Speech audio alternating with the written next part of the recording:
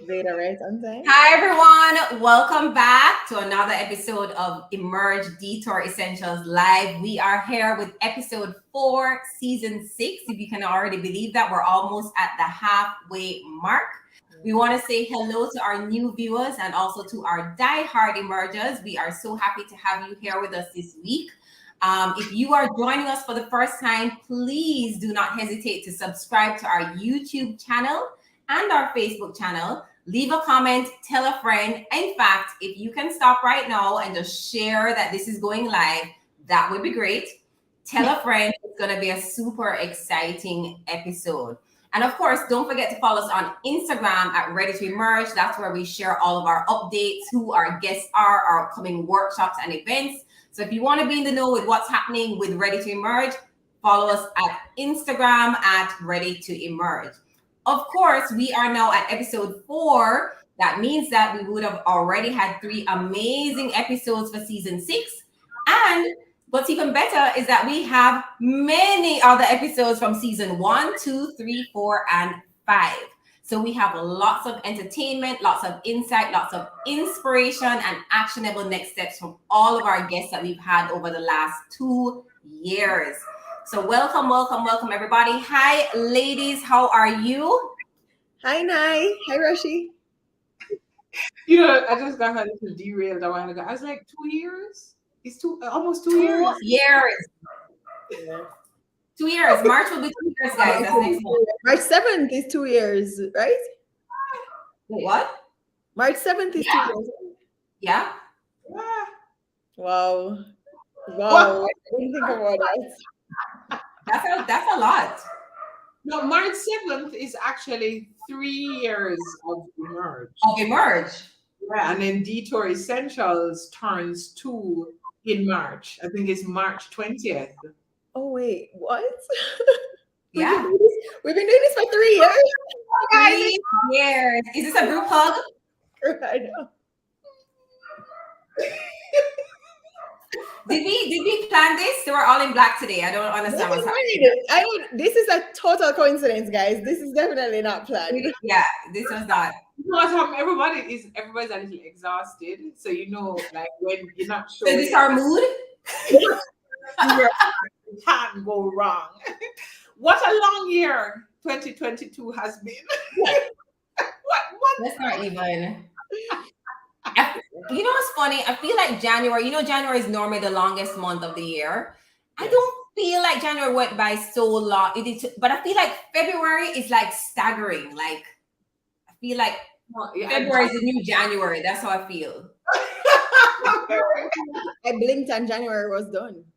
Yeah, but we're still here. It's just the 9th of February. I feel like we're back on go slow. Yeah. Yeah, but it is like this 2022 is just like it started out with like a boo. I was talking to CEO for one of the big manufacturing companies today, and he was like, 2022 hasn't started for me yet. I said, what do you mean? He's like, I'm like, it hasn't started for me yet. You know what, guys? I wonder if I can find this quote I wrote today, which I thought was really so. There's this new podcast I'm listening to called The Most, right? Which is Rochelle Rogers and 2 of her best friends. But this guy, one of the guys on the show, Robert Hartwell, said when he was looking back at 2021, right? We're talking about time. And he said he realized that I had said yes to a lot of projects in 2021 that are not who I am becoming in 2022. Wow. And I was like, ooh. Can relate to that. I can absolutely read. You know why? Because I feel like in 2021, we're still on the heels of the pandemic. You're still trying to figure stuff out. Things are not back to normal. And so you're trying, pivot is our favorite word. And so we were all just trying all of these different things, knowing deep down that this is not necessarily, aligned with our core values or where we're trying to go with our business or our brand. But we were just doing all the things. So I feel like now in 2022, it's time to kind of like have a realignment. That's a perfect. Look at those 2 crazy years, 2020 and 2021, and kind of catch back ourselves. Yeah. And it's a continued pandemic or there is a change. I think we're but it's making sure that you are still who you are. Yeah. Right. Exactly. I thought that was a pretty powerful little statement there. And I'm actually going to use some time this weekend to look at what were some of the decisions that I made that are actually not aligned with who I would like to be in this year. Emergers, you can take a note. You can actually do that exercise for yourself. Yeah, we're going to post it on the page. Okay, awesome. And so, as we're talking about, being true to who we are, we don't want to assume that you all know who we are. So we want to make sure we do a quick introduction. My name is Naomi Garrick. I am a personal branding coach. I'm also the founder of Garrick Communications, which is a boutique PR agency here in Kingston. And essentially, I help to build better brands, whether individual, company, corporate, business. That's what I do. I'm a brand builder. And I'm also a proud member of the Emerge Trio. Thanks, Nai.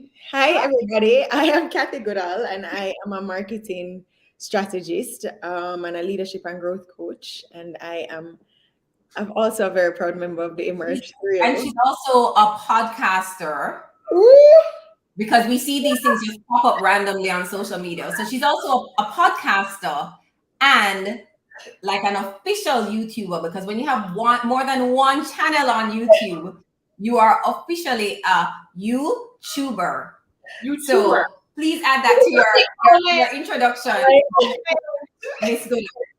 Listen, that podcast, I'm still, it was just Sunday, guys, that I released this podcast. And so I'm still trying to get accustomed to the fact that she released all, like, the entire season one time. You know why? Because when I sent I had uploaded the first season, right? The first episode, and people from church were just like, we need to just hear all of them because we want to binge. And I'm just like, okay, let's work for me. Let me just upload them. What he's asking, what is the name of the podcast? It's called Simple Steps. Simple Steps to what? Well, this season is called The Faith Walk. Okay. So it speaks to well, it really is focused on the things that people question about Christianity, things that we don't really talk about in church, like money and dating and sex and what does a Christian look like, and things like that trying to the goal is to try and make it more relatable so that people don't focus on so much on the religious aspect, but more the relationship and making it real. Awesome. Well, congratulations. And see, some of our emergers are asking. So good thing I put Catherine on blast today on the show. Over to you, Rochelle. Hi, Lansdale. We missed you. Lansdale, people were asking for you last week, what's happening?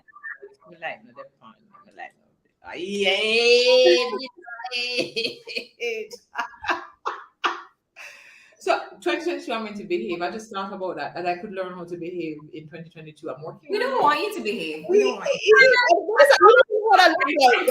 Can you even do that? Do we even know what that looks like? I don't know what But so I'm an attorney at law. I do a lot of various things. I am CEO of Prescient Consulting Services. And this week, a client of mine sent something to say, do you know what you do? You're like the calm in a storm. So everything is in a chaos around you. And you're like, come on, guys, let's focus calmly. And he's like, you know what you do? With everything, you just get things done. You fix them. You're like, keep calm. So yeah, I am the calm in a storm. No matter how you see me look excited, in chaos, I'm like, let's get it together. So I do have the privilege of getting to share a stage with these two phenomenal women. And I say that particularly tonight because I think sometimes we forget the privilege that we have to share a space with just awesome individuals, to get to know them, and to live out a dream that you share with others. So big up, ladies, and thank you. Oh, thank you, Roshi. We love you. Love you. We don't really know. I mean, yeah, we do know the calm in the storm, Rochelle, as well. So I won't be a liar and say I definitely know the focused, Roshi. I don't know. I still don't know that I would use calm, but definitely refocus and get it done. We agree with that. 100%. Get it done. That's for sure. Yeah, because I actually asked about calm, and then I found something that people that have worked with me, and they actually do say that Yeah, because you know how I stay though, like it's already gone wrong. Like, That's, you know what I see, because you're like, okay, I'll do it. I told you this was gonna happen, so I already have the solution. Did I tell you this was gonna happen? We knew this. Oh my gosh, look, we have Rochelle. Rochelle is bigging up Lansdale. Lansdale, we missed you. We did. I see Scotty Beamer on Yamfoot. Yamfoot, a long time, I don't see you. Kemoy's on. Hey, Kemoy. And Denisha posted first. Hey, Denisha. So we have a very exciting night tonight. Lansdale says a lot has happened. Missed you guys. Schedule has been all over the place. Can't wait for this discussion. And yo, Lansdale, because tonight we actually have Zachary Harding, who I will introduce shortly. And tonight is, you know what I always say though, like when we get guests on the show, we are also learning from the guests, and so we make sure to send to our friends to say like, stop on, I don't know, stop Friday dumpling them, nobody eat none right now, just tune in. So they get us out. Yeah. Where did Mai go? She disappeared? Yeah, I don't know. I guess she'll be right back. I guess she'll be right back. So while we wait on Nai to return, she's back. Oh wait, not yet. Not quite yet. So you know, so Kat, you were talking a little earlier about your podcast, but you have also just been involved in some new things in the 2021-2022 period, and going into some new spaces and kind of getting over some of your fears of your awesomeness. Just so that the people know. Yes, it's been a journey. So I tell people all the time, you know, as much as it's easy for us to share and to help other people develop, we are all going through the process in different areas for ourselves, you know. So all of the things that we share, a lot of the times, is from our own experiences. Exactly. So yeah, it's definitely important for people to understand. And you know, maybe in 2019 I had it all together, and in 2020 it all went to nothing. Yeah, but you know, sometimes, you remember that book Things Fall Apart? Sometimes and sometimes it is that it's not falling apart, it's some walls that we put around ourselves that are breaking down. But tonight we have the pleasure of a gentleman who will not really make no wall and barrier and hurdle get in his way. I don't think he knows what that is. No, but I can't. I mean, hello. Yeah. Are we doing that? We're so doing that. We are so doing that. So, a few years ago, I did attend Campion College with this phenomenal human being who was quite the sportsman, quite the footballer, was very interested in music at the time also. But the thing that you remember about this guy the most is everybody know this youth.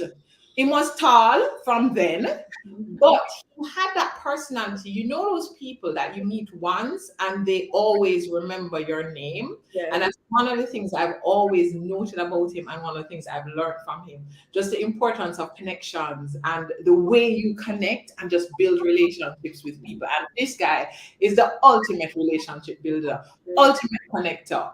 He is a musician at heart. He is an athlete, but he's also executive chairman and co-founder of Delta Capital Partners and the CEO of Stocks and Securities Ltd Group, a member of the Forbes Business Council, and was also named the 2021 Stockbroker CEO of the Year for Jamaica and the Global Banking and Finance Awards. You hear what I say?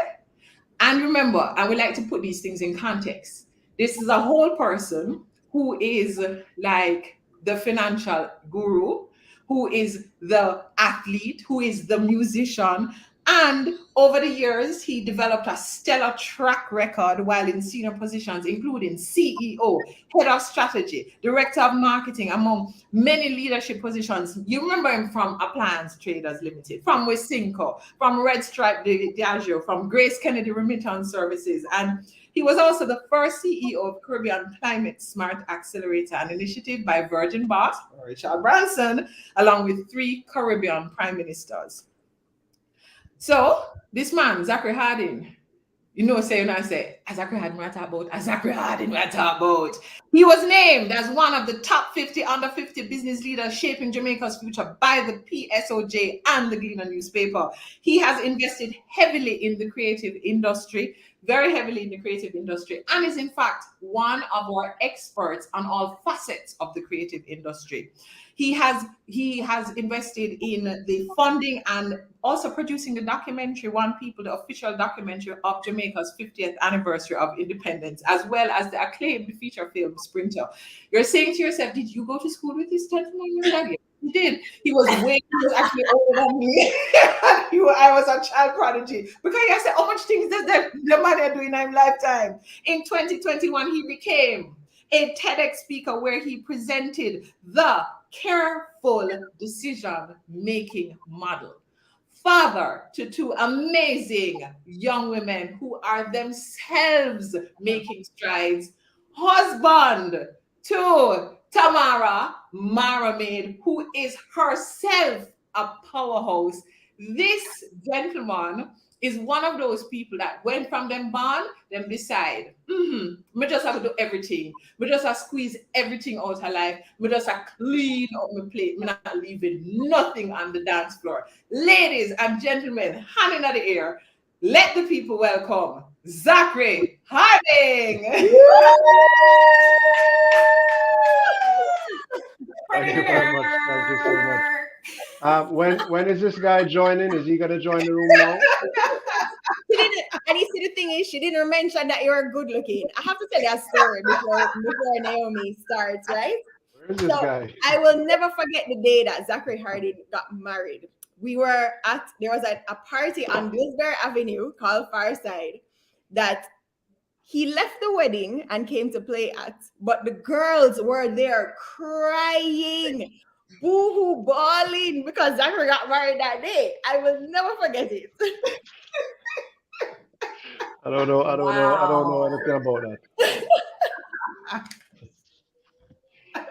Hi, Zach. Wow. Hi, Kathy. Hi, Zach. Hi, Rob.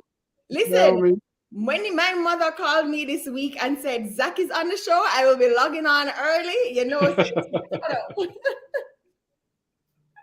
Zach, well, I mean, based on that amazing introduction by Rochelle, there's just so much to talk about, and your journey has been such an interesting one, and I feel like we need to kind of break it down into parts. So let's speak a little bit about the professional journey first, which has taken you from a range of industries, a range of roles and experiences. I mean, I'm sure our viewers watching are just, after hearing Rochelle, they're like, how did he go into all of these different things? So let's hear a little bit about that professional journey to where you are today. Sure. It's honestly really a pleasure to be here, a very humbling experience. I know all 3 of you ladies for, 20 plus years. Rochelle, not so much because she's a little kid. So, she only really came of age in recent times. But as a campionite, we miss her and we love her anyway. But it's been, I was talking to Barnes, who is Chronix's manager the other day. We're on a program together for Reggae Month. And, we're talking about music and the journey of music, and kind of asked him how old he was. And he was, I think he's 35 or something like that. I was thinking to myself, or 30 or something like that, right? I was thinking to myself, when I was like flying on a plane to leave here to go to Canada, to go to boarding school, this man was just being born. I am officially old. Like, I'm an old person, Nothing really. No, so but it's funny because I don't feel old at all. I mean, my kids are well, this will age me, but my kids are 25 years old and 22 years old, right? But we hang out, we drink, we party. I mean, I don't drink anymore, but we hang out, we party with each other, etc. Right? So I don't feel anyway, but numerically, I'm 47 years old, right? And what has happened with me is that I have tried to make the best of that throughout my life. So I realized at an early age that in my parents' generation, the goal was stay and work at one organization for 40 years, get a gold watch, have your pension plan, and get that award at the send-off function where everybody says, boy, you know, Naomi really stuck it out and she long service awards, 50 plus years with the company. What an absolute champion. And that's great. And that's a journey that some people take, but that's not the journey for me because I like to learn. I'm a lifelong student. So I like to be continuously learning, evolving, adapting, growing, and at the same time, seeing where I can teach, I can impart, I can share, I can uplift, I can bring other people along. So I make no apologies about the fact that I've worked at a bag of places. Right, my first job, and some of you may have heard this story already, but my first job as a bellman at Crown Plaza Hotel, carrying people's bags. Right, I went to law school after coming back to Jamaica from Canada. Law school wasn't for me. Rochelle and I, well, Rochelle is of a different vintage than I am, right? But in theory, we were in law school at the same time, and she was, much smarter than me, much more disciplined, much more driven. She stuck it out. I wanted to be in the streets. I was that guy that I wanted to be on the road. I couldn't be in a library for like 5 hours reading cases. It just didn't excite me. But there's something for everybody. So I left law school and I started having parties and I started DJing. And I enjoyed it. I was happy. I was having a good time. Got married, as Catherine said earlier, at 21. But then I had to kind of really find a stable setup because I now had two daughters that were my responsibility. And I had to make sure that I was looking after them. So I worked as a bellman at Crown Plaza, and then I got into advertising and fell in love with advertising. Two different ad agencies, learned everything that I could learn really about advertising. Went on to now be on the client side where I wanted to have a budget and to make more decisions about the brands. Red Stripe, Wisynco, ATL. Yeah, the spaces, yeah. Yeah, yeah. Yeah, the spaces. Yeah, yeah. Yeah. Mm. Mm.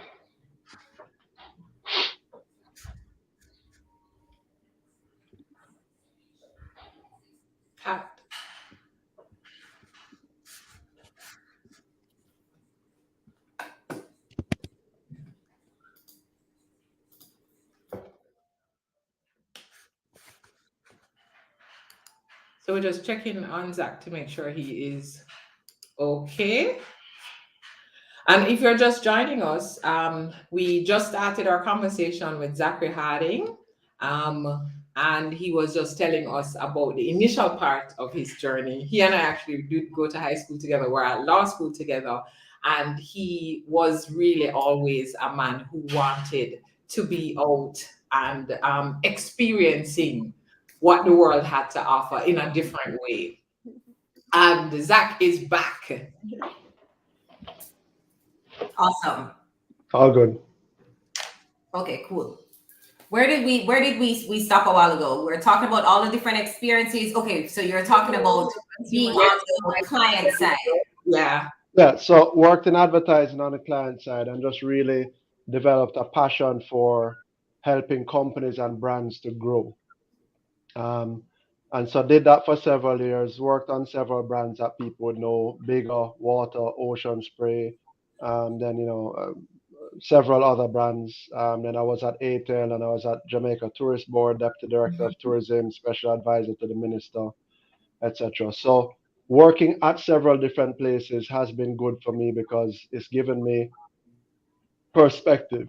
It's allowed me to see the world from different vantage points and to make decisions based on different experiences that I've had. Yeah. But And now, interesting. Yeah, because I was just thinking that's such an interesting perspective, because some people think that if you have not stayed at a place for a particular time, then you haven't built up credibility. But what you've done is moved at the right time, so that you're just building on this career as you go along. Yeah. And you also end up creating skill sets that nobody else has, because only you have been on this type of journey, having all these different experiences. So that's the other key thing. So we spoke about a lot about, the marketing and the agency, and then there was also Agency 27 as well. And then now you're like blowing up the finance space. How does one transition to this? So that's an excellent question, right? The summary of it is, I literally reached a point where I said, I have a wife and kids, and I want to make sure that I can leave value behind for them. And I can't do that if I'm just merely a salaried employee. So I looked at other models and said, you know what? Okay, the marketing stuff, I get it. Being CEO, I get that. How can I now have an ownership stake in the things that I'm building? And so I had to now understand about finance, raising capital, investing, and having an ownership stake. So I formed a private equity firm with a friend of mine who was a big investment guy, Wall Street guy, former Bear Stearns guy. And again, just learned about private equity from the ground up. Came back to Jamaica, set up my own little firm called Hyperion Equity, started doing deals, raised some 13, maybe 14 million US dollars, closed on a few deals, then got offered to go to sit on the board of Stocks and Securities Ltd. I accepted, and then got offered the role as CEO of SSL, which at first I was like, I don't know if I can be CEO of a licensed regulated broker dealer. Like I'm not an accountant, I'm not a finance guy. But then I said, something, good experience. And the board was like, yeah, but you obviously have the ability to manage people and to manage projects and to have a strategy. And so I took the role, and then from there I also proposed the formation of a private equity firm, which is Delta Capital Partners. So SSL is a broker dealer, but then Delta looks at raising capital and investing and taking ownership stakes in companies. So that's really been the progression. It was really a case of I need to own a stake in things that I'm helping to grow. I seem to be good at helping to grow things, but I'm tired of just doing it for other people. I need to own a piece for myself. To make some of that money too. Yeah. The real money. Yeah, exactly. Guys, I just want to make sure you're hearing and you're just understanding this journey, right? Because Zach, you don't have a degree in any of these things, right? No. Okay. And you heard his current title, right, guys? So I just want you to understand that we have to stop putting these limiting beliefs on ourselves and listening to other people, and just feel free to try new things. As Zachary said, he's a lifelong learner, and every experience that he's had, he's taken that experience, added more value to it in his new role, and he just continuously just compounds all of that value into exactly what he's doing today, which nobody else can do, because nobody has had the same journey that he has had. And I honestly think it's the same for everybody that's watching, because at the end of the day, we're all the stars of our own movies, right? And we all have our own experiences that nobody else has, no matter if you have the same job title as other people, and etc. But looking at how you can take these different skill sets to create something for yourself. Yeah, and I think it's important for people to pay attention to the fact, and Rochelle made mention a bit earlier in his introduction about, and Zach said it, his ability to connect with people, to manage people, and to be a leader. And those are priceless. But as we're talking though, so Zachary, so me I listen to you good, and me I say to myself, so some people I hear you talk and them say, Zachary can go and talk. Zachary tall and good looking. And he talk nice. And we have been connected from before. So him can't say anything about turn CEO. But I would love you to talk just a little bit so that people understand that, yes, you may have had some connections, but what is it about you that causes you to like allow yourself to take these chances and to believe in yourself enough to say, I can do this? All right. So first of all, just to demystify something, what I got from my parents was great examples of love and care. Right? Yeah, my dad was a professional. He was a lawyer. We lived okay. You know, I got dropped to school every day. So I wasn't suffering. There's no doubt about that, right? But we didn't live any lavish lifestyle.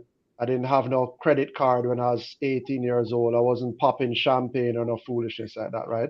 My dad was born and raised in Greenwich Farm from in downtown Kingston, went to, public school, ended up at KC, went away, did law, went to McGill, LSC, etc. My mother's from Portland, country woman, come to town type of stuff. So I'm not born into no family where there was some big family business for me to inherit anything, right? Everything that I've done, aside from the love and care and the small help and support that I've gotten, basic support from my parents, a roof over my head, food on the table, etc., I've built it and I've created it. Right? So it's easy to look on and say that, right? It was my first job as a bellman at Crown Plaza. That wasn't any links. I just got a job as a bellman at Crown Plaza, right? I then got offered by somebody to say, you know something, maybe you should talk to this person about working in advertising. It was an introduction, but it wasn't a link. I had to go and I interviewed for the job and I started, and everything else, it's been on my own. It wasn't any links how I got the job at Red Stripe. It was because I was having parties, and Smirnoff was sponsoring my parties, and the guy from Red Stripe said, you know something, you should take my job. And I was like, no, dude, I'm good. I don't want the job. He's like, no, you should take my job. Like, you're doing a much better job at marketing this brand than I am. And I said, yeah, but I don't even have a degree. He said, listen, just go and do the interview anyway. I went, I did some long, crazy psychometric evaluation. Apparently did well, got the job. And so everything I've just been building on my own. So everybody in Jamaica likes to talk about, yo, it's about links and it's about who you know. And that's helpful, right? But it's also just about how you present yourself. Correct. And it's just about what do you represent. When you sit in front of that person, are you coming across as somebody trustworthy, hardworking, reliable, dependable, with vision, who is going to make a difference to them and going to add value to a scenario? Or are you just somebody that is just looking at work? Wow. And I think that was just very important to demystify, because a lot of times we see people on their journey and we make assumptions, we make up stories about why they are where they are. And we don't identify hard work, commitment, dedication, and what I talked about earlier. There's this thing that you have that you always remember people's names, and you are just a natural connector. You mentioned the care of your parents and even what that environment was like. But what is that like, and the value of just constantly building relationships? Unless you're somebody that's like, I don't know, I was going to say an actuary, that's not even maybe the best example. Unless you're somebody that's like, coding like some computer code or something, that we all have to interact with other people, right? The problem is we place an emphasis on intellectual intelligence, but we disregard emotional intelligence, right? And in one of the things that I talk about in my emotional intelligence, speeches that I do, is there was a study that was done decades ago in terms of trying to figure out what were one of the main drivers of success in successful people. And they studied a whole range of things, in your IQ, etc., etc., etc. And one of the things that came back was this concept of emotional intelligence. It was the ability to defer gratification. Said another way, it's the ability to control your emotions. right? If you have no control over your emotions, you're just going to get drawn into things and taken down paths that you just, you weren't able to stay away from because you didn't have the ability to say, no, let me quickly analyze this. Let me make a smart decision for myself or for others. And that emotion intelligence is directly related to people and how we relate to people. So I can meet Naomi right away and I can say, you know what? She has good energy. I think I can relate to her and I think we could work on a project together. Or I can say, listen, she might be great and smart and have her PhD in, art, but I just don't see us really connecting and getting along because the things that she is interested in talking about, what kind of watch she have on and which slippers somebody was wearing and what Catherine had on at the beach part and how the wrap was those things do interest me. So if that's what's on her mind, nothing wrong with her. It's just not for me. Not gonna right? move forward. Not gonna move forward. So you have to have that ability, that ability to understand people, what drives people, what is going to motivate Rochelle to work closely with me on the project to make sure that it's a success at the end of the day. And if you don't have that ability to understand other people, it's going to be a challenge for you throughout your life. And you see these themes reoccurring with people. Some people just can't get along with other people. And they keep thinking that it's everybody else. And you know what, Zach? At the end of the day, bad luck. People like people that they like. So a lot of times just liking, as you said, the energy and connection gets you through the door without the degrees, without the experience, without all the other things, because there's that connection.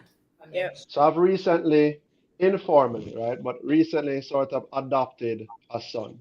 So you guys know I have two daughters. Yes. Tori, who is 25, Zara, who's 22.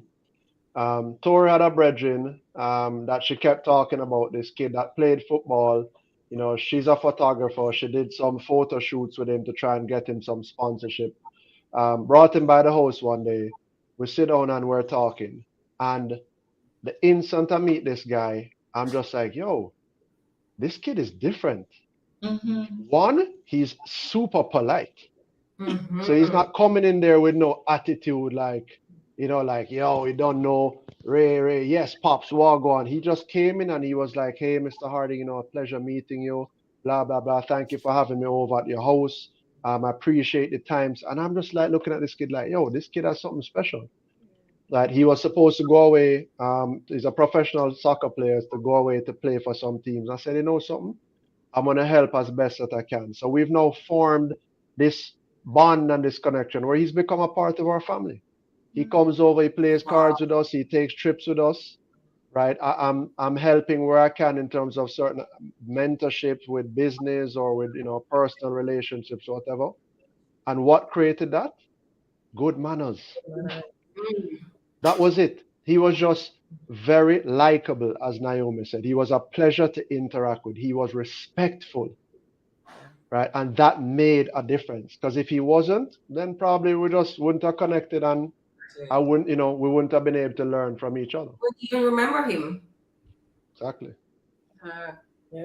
That's so powerful, and it's always good to that as adults and young people we hear from the professionals, because we put a lot of emphasis on how much letters you have behind the name and how much piece of paper you collect crossing a stage. But the things at the end of the day that matter, that cause you to connect, politeness, something as simple as politeness, kindness. Yeah, absolutely. But Zachary, one of the things too with you, because we talk about the CEO Zachary going into the wealth creation for your own self. Some of us just say, we want to build some money for our family, and we just go and invest in a 2 stocks and thing. You just like farm a whole company.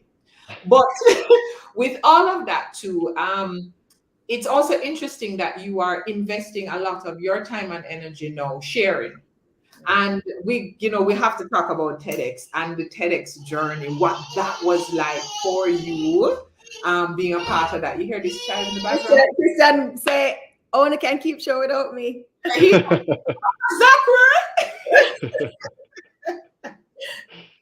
Yeah. So tell us All right, so Yeah, so the TEDx journey, Monique is a lady that I met. I spoke at a seminar at NCB. She went away to do her MBA in the UK. She reached out to me and said, "Hey, listen, I'm one of the leaders of a TEDx thing.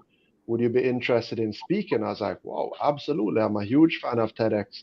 I don't know that I'm worthy of speaking at TEDx, but given the opportunity, I'm going to try my best." Just as I said, the topic is about transferable skills, right? And the theme was called Untapped. So she's like, try and come up with something that speaks to those things. So if you know about TEDx, you have to be putting forward almost like an original concept or theory. You can't just talk about, yeah, well, I worked here and I did this and I played football and nobody wants to hear it. You have to be putting forward like a new concept, right? It's about ideas worth spreading. So Janelle Brown from my office, who's my chief of staff, has been basically analyzing me for the last couple of years. And she noticed a pattern in my decision making process, which I didn't even really think about before. So she kind of wrote it down, and then together we drafted the whole presentation in a way that codified how I make decisions. And after going through it with her, and I'll talk about it a little bit and share, right? I realized that if you have a framework for better decision making, then it's something that can be replicated. And then if I'm now able to share that with other people, and it can in some shape or form help Kathy to make a better decision, then why not? That's what I'm here for. That's what we're all here for. We're all here to share with others. Well, we should be, and to learn from other people. So the formula goes like this. It's called a careful decision-making model, and that is decisions made with CARE, care, that lead you to more fulfilling outcomes. The C stands for crossroads. So the first thing is recognizing when you're at a decision point. A lot of times we don't really think through there's a choice and we can make a choice and a decision. You just figure like, well, I have to go left. No, you can go right. You could also stop. You could also reverse. So recognizing that you have the ability to make a decision, right? After my year one in law school, I recognized that I had a choice. I didn't have to continue. I didn't have to go to Cave Hill for years 2 and 3. Yeah, there'd be implications, but I could make a decision. So that is C for crossroads. The A is for authenticity. And that's showing up with your true self. That is something that we all grapple with, which is making decisions based on what we think others expect of us. We all do it. We want to please other people. We don't want to look stupid. We don't want to look wrong. We don't want to let people down. Right? So we do what our parents want us to do, or what our colleagues want us to do, or our spouse, or showing up with your true authentic self to say, no, I feel like I need to eat some ice cream. Zachary, get out of my head. Did I tell you I'm a mind reader, by the way? Clearly you are. My side gig. Me too. Yeah, so you have to now show up with your authentic self and make decisions based on what feels right for you. But you can't please everybody. And if you try to please everybody, you will be left feeling lacking and wanting. You will be unhappy. And then in the end result is you're not going to be the best version of yourself around other people. So what's the point? That don't make sense. That can't make sense for you to be trying to please other people while making yourself unhappy. So be authentic in how you go about your life. The R is for risk.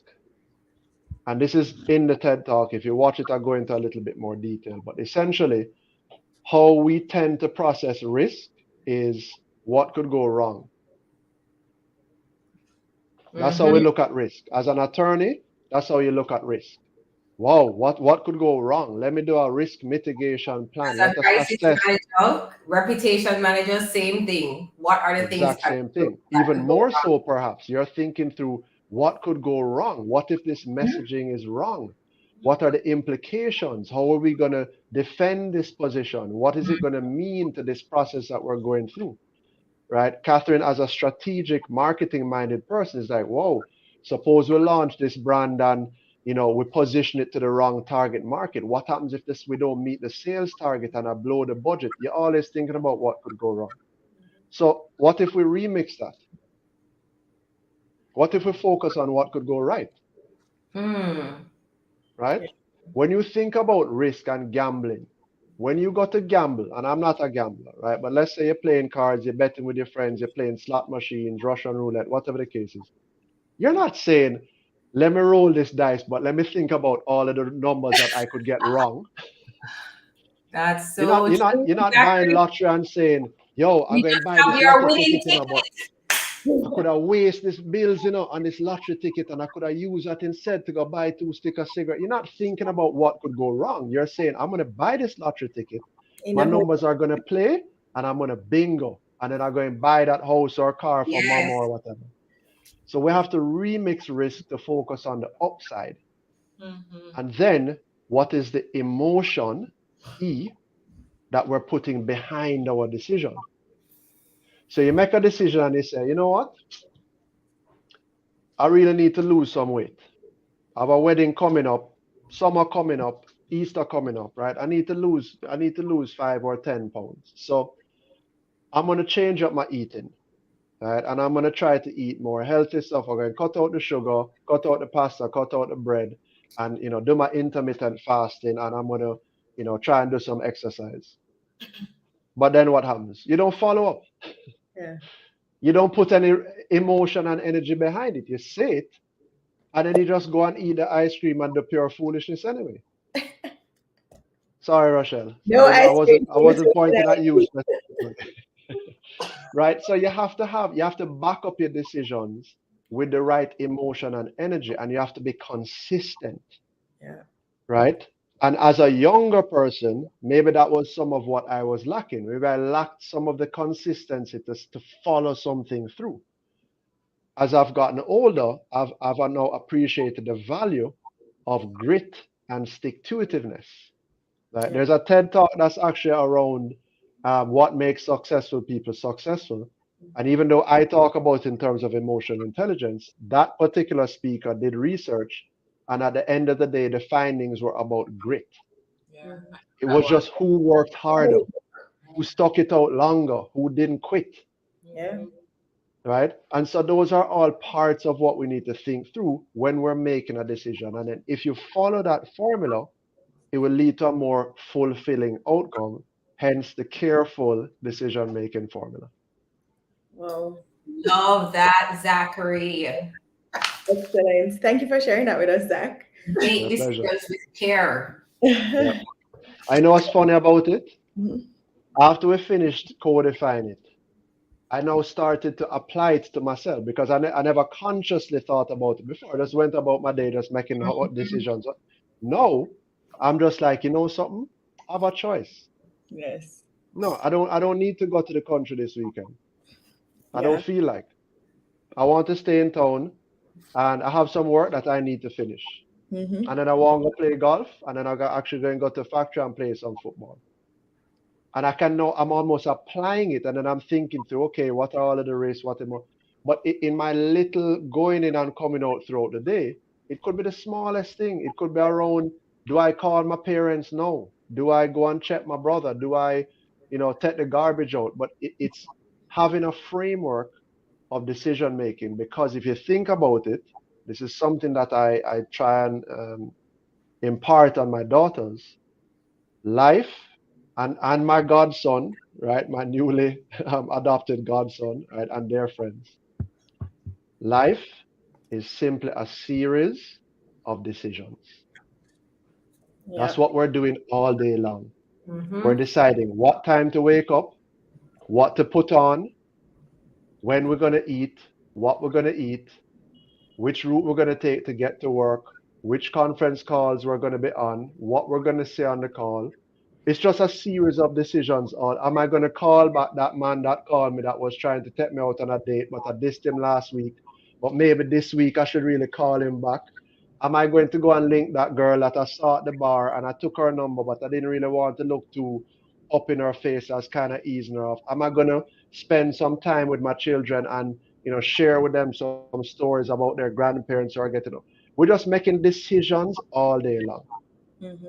And so the idea is make better decisions more consistently. Yes. And if Amen. we all did that, not only would we be better off as individuals, but think about the impact that would have on us as a country.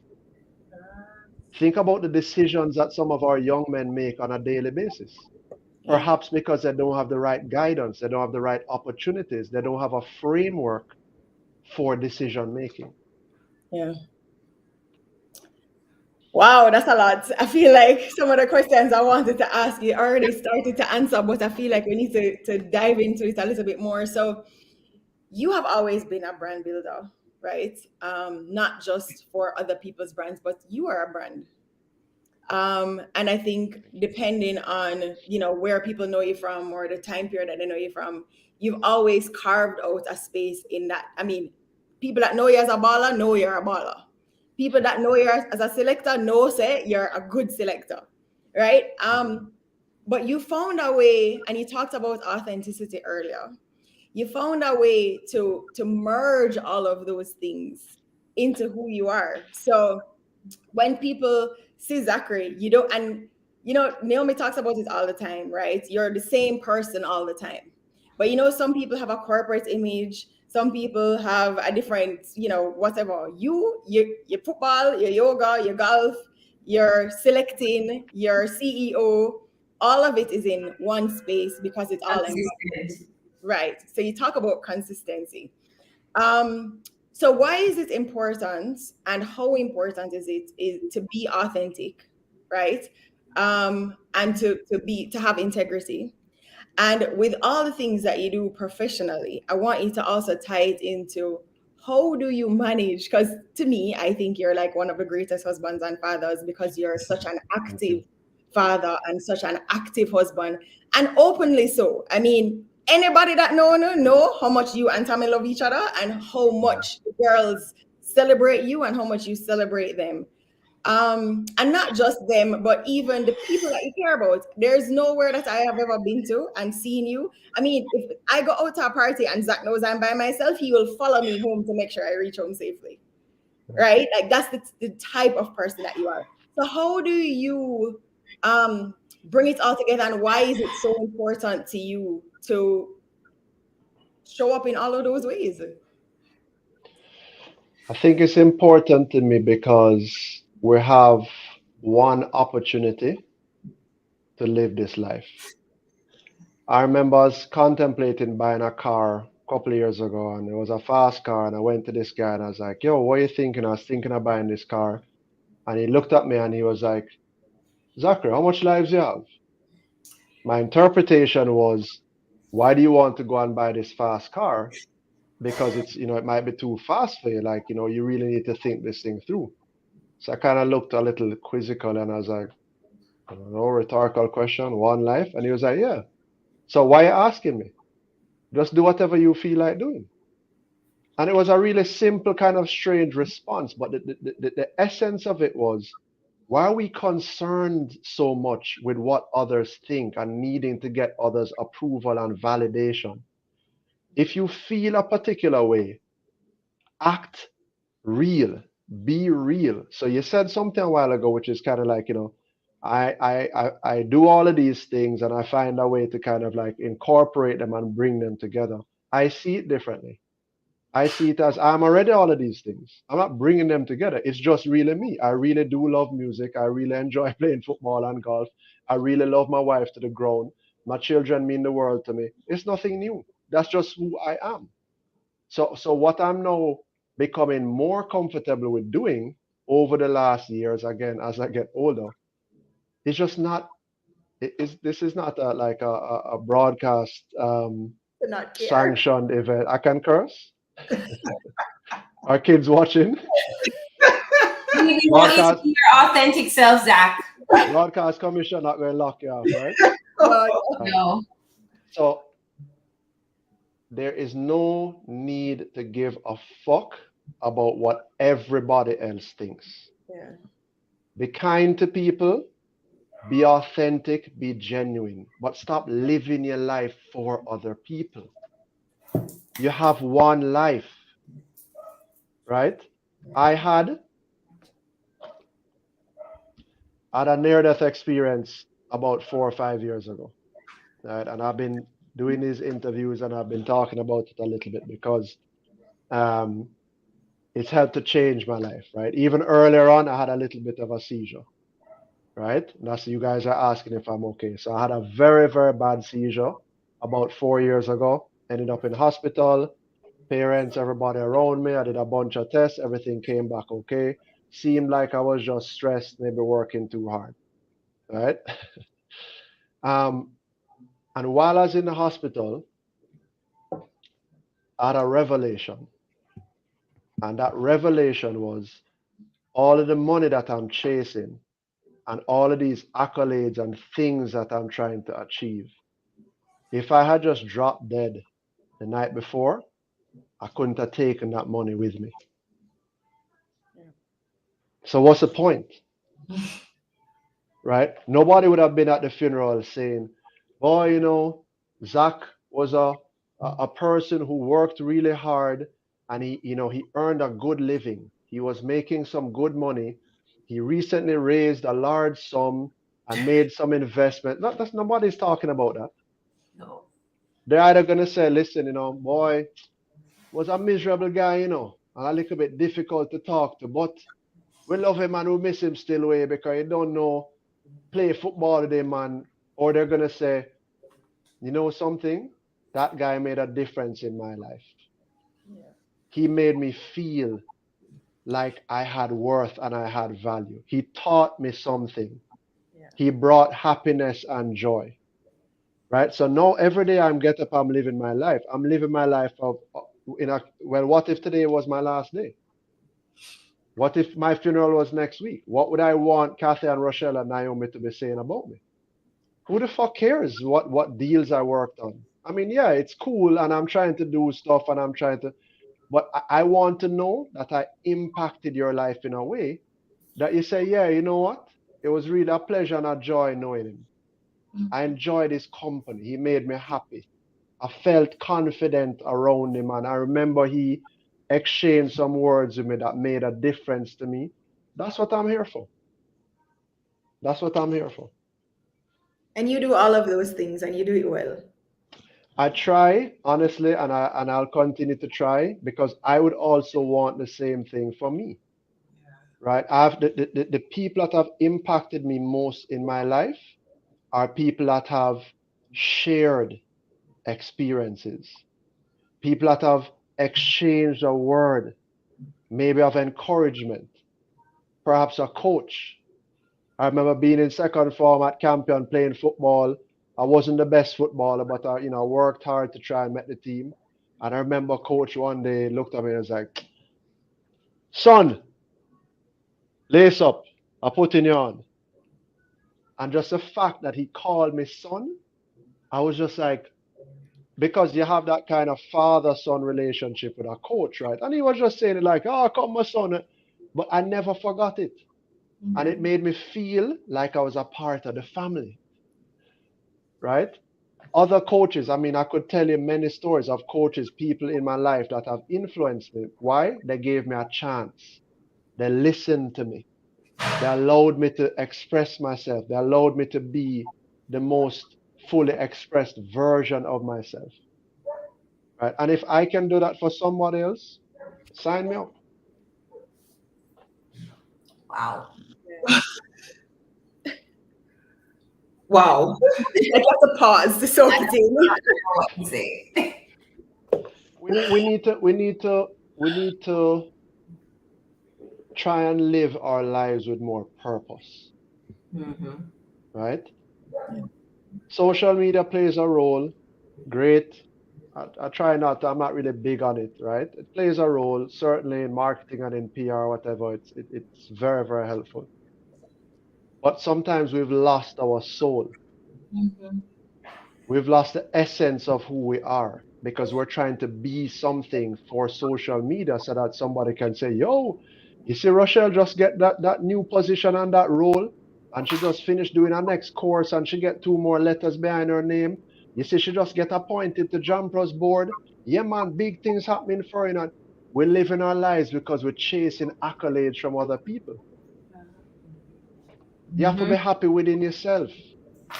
And you have to say, what is my role and my purpose here? How can I impact somebody else's life? How can I collaborate with Kathy so Kathy can be a better version of herself? And what can I learn from Kathy that I maybe wasn't open to before, that I can be humble enough and open-minded enough to take guidance from Kathy to say, yo, you know something? Never thought about it that way. That's a great point. And then I can make some improvements. Imagine if we all collaborated in that way.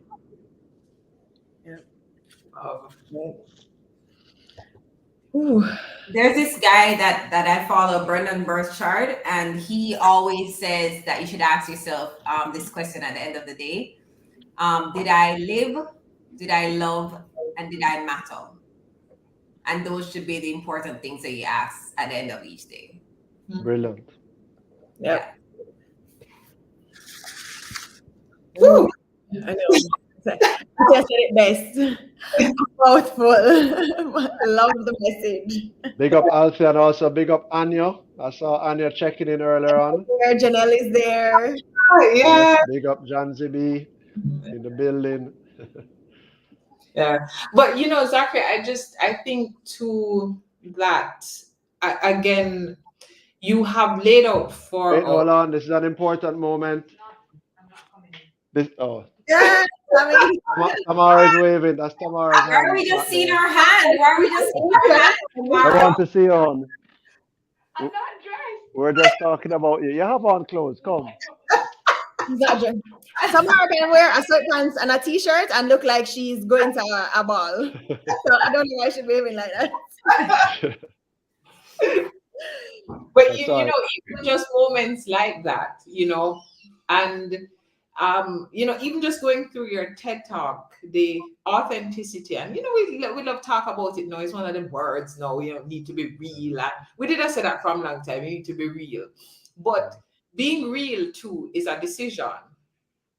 It's a decision that we make every day. Being real to ourselves first, and presenting that real self to others, because it is a decision we make with ourselves, with how we present the real self to others. And this has really given us all pause, because you start doing some introspection on your life. And you know, even with a near-death experience, it becomes a revelatory time for you with how you live your life and how you share this life experience with others. And I mean, cannot thank you enough. Yeah. Auntie Dorothy couldn't manage the hard words, but just apologize to Auntie Dorothy for me, please. My apologies, Auntie Dorothy. I was just trying to keep it real, and sometimes, you know, we all express ourselves in colorful ways. So my sincere apologies. So Zach, we have a segment on the show called Best Advice, where we ask you the best advice either that you've received or that you would like to share on a particular topic. So the first question, Nai. Best advice about life that you've either given or you have received. And you've given us one gem. Life is simply a series of decisions that I've written 3 times on this paper. Yep.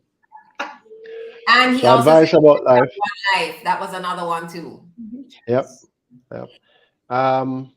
Two pieces of advice that I'll share, both gems from discussions with my dad. And my dad is classic for like one-liners that have really just stuck with me throughout my life, right? 13 years old, going to school, chatting with my dad, said, Dad, what does it mean to be a man? At what point do I become a man? Like, is it when I get my first girlfriend? Is it when I can, you know, drink a couple beers? Is it when I get my license? Is it when I get my first job, set up a bank account, get married? Like, at what point can I say I'm a man? Is it when I turn 18, when I can vote? Like, help me to understand. So I'm like 13 years old at this point. My dad looks and says, son, being a man simply means two things. One is knowing what your responsibilities are. And the second thing is taking care of them. Wow. And Wow. I sat in the car and I was like, hold on, that was a lot deeper than I really expected. Like, I was expecting some sort of, well, you know, when you get to 6 feet tall, then you can say you're a man. And I was like, yo, for real. And obviously, you know, being a man means being an adult, being a woman. And that's something that we need to focus on. Yeah. What are our responsibilities? Work-wise, as a life partner, as a parent, as a colleague, as a member of our community, as a citizen of our country, what are our responsibilities? Yeah. And then secondly, are we taking care of those responsibilities? Wow. Right? So that's one bit.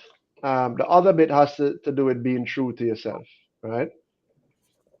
Fifth form, screwing around, I won't use any more bad language. Not really studying for CXE, but kind of pretending to be studying, you know, parents checking in on me to see if I'm at my desk. I'm at my desk, but I'm doing some other things. Dad comes in and he's like, listen, I think you need to shape up, right? I think you need to really pull your socks up. That's his expression that he used. And I was like, oh, what are you talking about, Dad? You know, like I'm doing my work, like, you know, just leave me alone. And he was like, listen, let me tell you something. The biggest fool is the one that can fool himself. For years, I had my dad up because I was like, yo, the man called me a fool to my face. He was saying that I'm like an idiot, you know, like, what kind of thing is that? Years later, recognizing what he was saying, which is like, listen, you can say and do anything that you want to do. You're not really fooling me. That's right. And if you're fooling yourself, then you are really the biggest fool. Right? So you have to keep it real first to yourself. And you said it earlier on to Rochelle, you have to be true to yourself. You have to, first of all, be honest with yourself.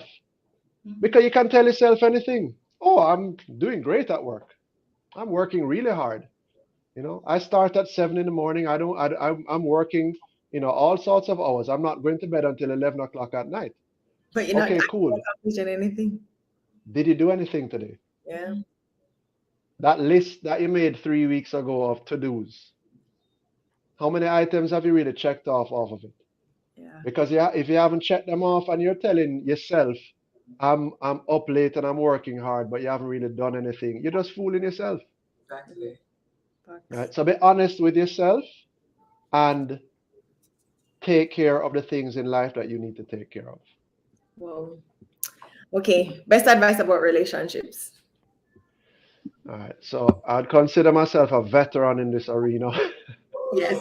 I've been married 25 years, going on well, you know, quarter century on the scoreboard. Our next quarter century to go. No, best advice about relationships, they require effort. They require effort. They require work. Just the same as you have to put in the studies to get your law degree, or you have to work on that strategy to launch that new product, or whatever the case. It's work. It requires work. It is kind of like another job, so to speak. Yep. Part of what it also requires is for you to work on yourself. Because typically, when there's a challenge in a relationship, what do? We blame the other person. Why, Catherine, you're just miserable, man. You know, I just can't deal with the argument and the miserableness or whatever. Okay, cool, fine. Maybe Catherine really is miserable. Okay? But I can't change her. Yeah. So by saying that, I'm really almost reinforcing her miserableness, and I'm making her feel self-conscious about it. So instead, I can't make her do anything different. All I can do is look at what my actions are. Yeah. How do you react? So maybe I look and I say, okay, Why is she being miserable? Part of the reason is she's not feeling very confident about herself. Okay, I'm her partner. What can I do to make her feel confident about herself? When last have I told her that she's one of the smartest people that I know? Mm-hmm. When last have I told her that I trust her decision-making skills? When last have I told her that the way that she presents herself to other people is very endearing and it makes her very easy for somebody to get along with? When last have I told her you don't need a lot of makeup? You're beautiful just the way that you are. When last have I told her that you're not as young as you used to be when you're 15? So if you have a little bit of cellulite and you weigh 2 more pounds, it's not the end of the world, right? Because I'm not expecting you to be like a 16-year-old supermodel. I might need to be opening up, sharing those views with her in an honest, authentic way to help to build her confidence so that she's less miserable because she's feeling better about herself. But that required work and it required me to do something different on my side instead of just trying to change the other person. You can't change other people. Change how you are, and other people will respond to how you are. Zach need a whole class. We're going to create a workshop for you, Zach. Sure. Okay. Best advice about money. Do the things that you enjoy and allow the money to come to you based on you adding value. If you can create value and add value, money will find you because you are valuable. Yes. If you're just chasing the money, if you're just chasing the money and running it down because you're just trying to earn a dollar, right? Big up, Scotty. But you're not creating any value, you're not adding any value, then it will be transient. Yeah. And just like I said when I was on my hospital bed, I can't take it with me. Right? So focus more on value creation and less on money. Right? Be smart with your money. You know, not everybody has to be no big investor, no buy no stocks and shares and whatever. Utilize the money to help to improve your quality and comfort and to be able to support others around you. But don't get fixated on money. Money is a concept. It comes and it goes. Right? You must be able to say, which I can easily, honestly say, I could easily live in a board house up in the hills as long as I had food. Food is very important to me, right? As long as I had food and I was relatively safe and had a comfortable enough space, what else do I need? Some love and some companionship. I don't need to have a big house and a fast car to make me feel like I'm a man. Last question. What advice would you give to your 21-year-old self?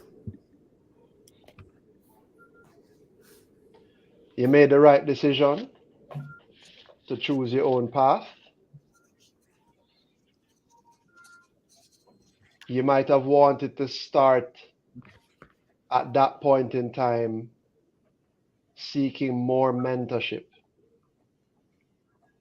right? I've always been open to mentorship, but I didn't actively seek it at that time. My 21-year-old self, I would have said, go and speak to some big men in society and say, I want to come spend a day. I just want to sit down with you and just reason with you for the day and just listen to you. Tell me the stories. Tell me what you have been through. Tell me how you did this. Tell me how you did that, so that I can learn more from other people. That, and then also I'd have probably said,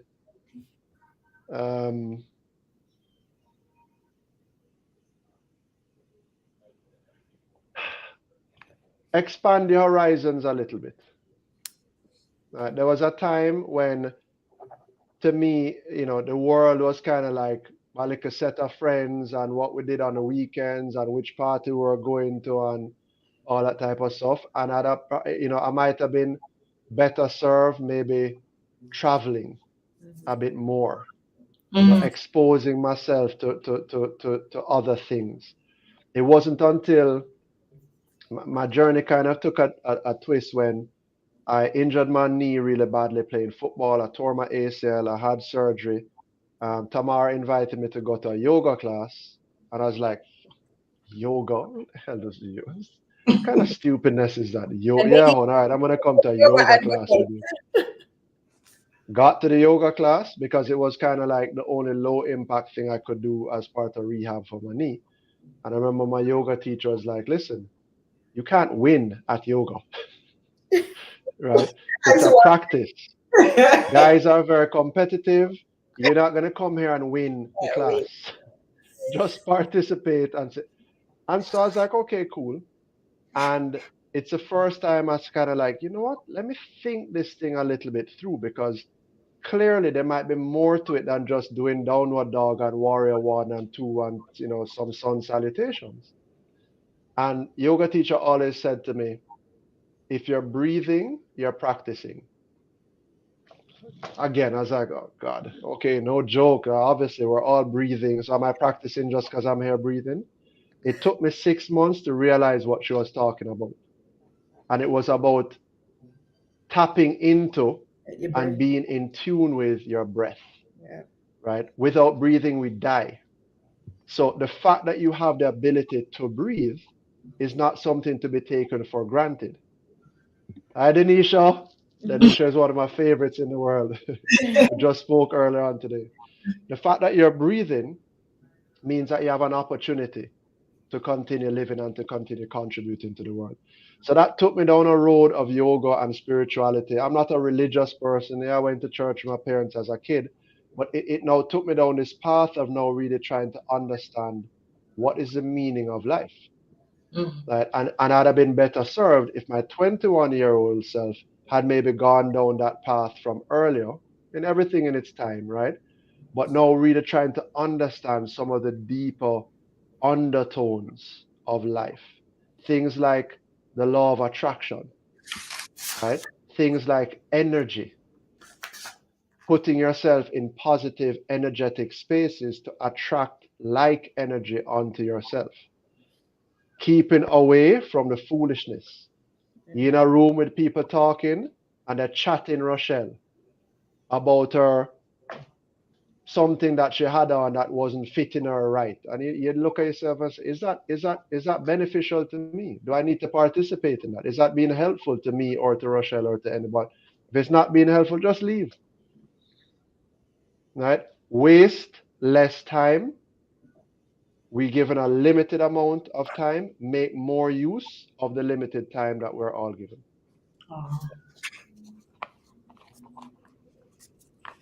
You see how we can't stop writing? You don't say all of us are breaking to take notes. We can't stop writing. We're all taking notes. Zach is like, what are they doing? Yeah, what are they doing? We're not distracted. We're actually extremely focused because we're busy taking notes. Okay. Yeah, and Zachary, this has really been and the last time we spoke, I said the same thing, and that was a different setting, and it really has been a masterclass, and taking us on your journey with you through just so many different pathways. Nice, Sweeney. Karasu! Hi, Karasu! But the thing is that, notwithstanding the detours you've taken, the different paths you've taken, the sentiment and the theme along the journey has been exactly what your father talked about, knowing yourself and turning up as that true self and tapping into the responsibility we have to live our purpose, to walk in our purpose. And at the end of the day, no matter what we have acquired materially, can't take it with us. But what we can leave is impact, changing people's lives. What have we actually impacted and imported onto people from ourselves? What have we exported of ourselves onto other people? And as you're talking, I said to myself, you did say too that at the end of the day, you are exporting something of yourself. You are giving, whether it's good or bad. So you need to be aware of yourself. And I think too, in our society, as men are struggling, you know, we keep talking about it. There's so many podcasts and motivational presentations and stuff geared towards women. And I think tonight we also had a perspective, a male perspective. But what it is, it reminds us it's a human perspective. So regardless of gender, regardless of stage and state in life, all of your messaging, and thank your father, because the biggest fool is the one who think he fooling himself. So, you know, as you were speaking and you spoke of a near-death experience, you know, I thought to myself, a lot of persons start living after a near-death experience. But what I can say for you, you've been living. Yes. You've been living. Yeah. It's really just helped me to kind of refocus and reprioritize and to value what we have, right? So one of the final things I'll say is that the greatest stress reducer is to live in a life where you're continuously showing gratitude and appreciation, right? They call it a rampage of appreciation. But what we often do is we go on a rampage of complaining. Yes. You sit down in a room, 5 Jamaicans sit down in a room. Within 5 minutes, they're talking about crime. Yeah. And taxi people and the bad driving on the road and the devaluation of the dollar and corruption and just it's like the same things over and over and over and over. Right? If you continue to talk about that all day long, that's your reality, that's your existence. That's what your life is going to be about. Yeah. How about we sit down and we talk about a new idea? How about we sit down and we talk about how can we make a difference in some people's lives? How can we collaborate and pool together our resources? It doesn't have to be a dollar. It could just be our time. Talent. Right? To try and make a difference in people's lives. And if you surround yourself with more of that sort of positive energy, you're going to feel better in your life and you will be less stressed. You have a choice, you know. Yeah. You have a choice. You're driving down the road, a taxi man bad drive you. You can say, you know what?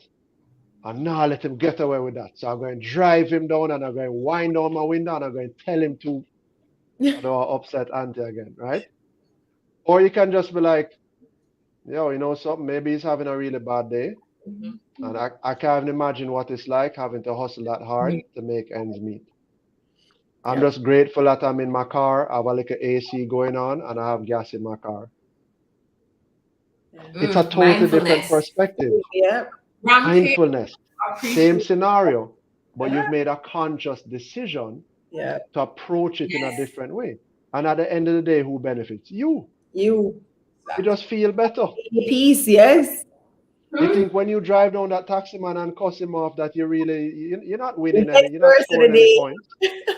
And he doesn't care. Ruined. And the taxi man doesn't care. Huh? And the taxi man does not care. Yeah, we could care zero. And then you're going to get to where you're going. And you, Rochelle, can you believe it? I'm driving down halfway through the road and this cut in front of me. Then Rochelle is like, yeah, man, same thing happened to me. All I'm doing is I'm just passing down that negative energy, and it's just one big cycle. Right? Thanks, Keisha. Right. It's just the word is mindfulness, right? Naomi really just touched on it a while ago.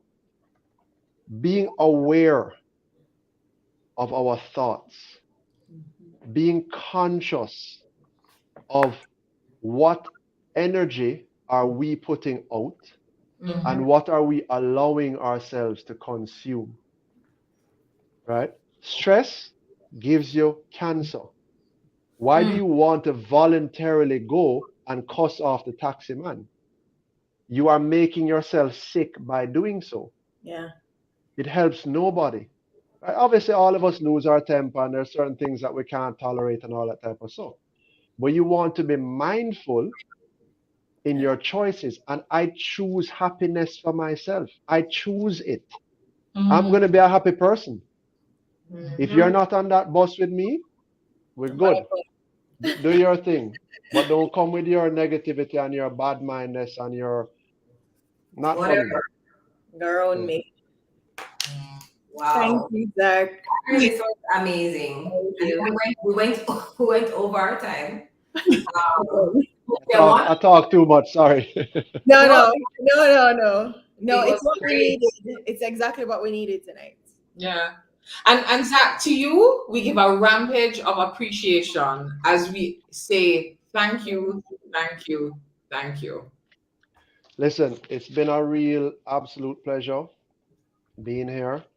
When I'm looking at this screen, right, and I'm seeing Kathy and Naomi and Rochelle, and I'm thinking to myself, these are my friends.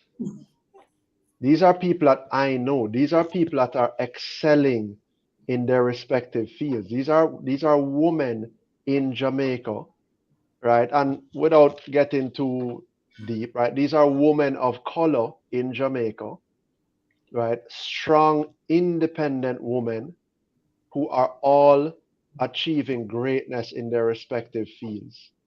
They are leaders in our community. They are the ones that are driving and shaping the direction of things simply by putting on a program like this, allowing people to come on and interact, right? We need more positive interaction. We need to learn from other people, right? So it's an honor for me to be here with you guys to be able to share. I mean, I have the world of respect for all of you. I've worked with you in some capacity before, or we've been friends or known each other for the last way Plenty, too long, except for Rochelle, who's plenty a little years. baby to us, right?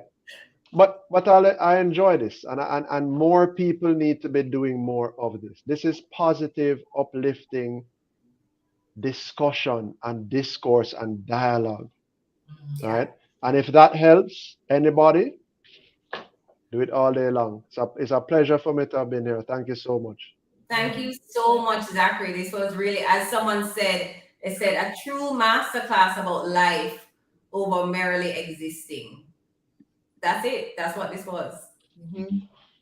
Yeah, man. So Thanks thank so you, much. Zachary. And just to close out, Auntie Dorothy says, good show. Nice work. That's mommy's sister, by the way. Okay. Thanks, Aunt Dorothy. Say hi to Uncle Clive if you see him, and anybody else. I will. Well, guys, what a show. Thank you so much, Zach. Kat, you closing us out? Yes, thank you everybody for joining us, and we will see you again next week, Wednesday, same time, same place. You can follow us on all of our platforms at Ready to Emerge to see what's coming next, who our guest is next week, and about our workshop that we have coming up. We also want to take the time to big up Sagicor because they just launched their Sigma Run today, which is for an amazing cause. They're raising money for KPH. We need some well-needed facilities at all of our hospitals. So thank you for doing your part, and thank you for partnering with us to keep this show going, as well as all the other things that we have planned for this year. So thanks, everybody. Be safe. Enjoy the rest of your week. And Zach, we love you. Thank you. Thank you, Zach. And guys, if you came in at the middle of the show, it's going to be live on YouTube as soon as we sign out. So you can rewatch, start from the beginning, or just share the link with a friend. Yep. Bye, everybody.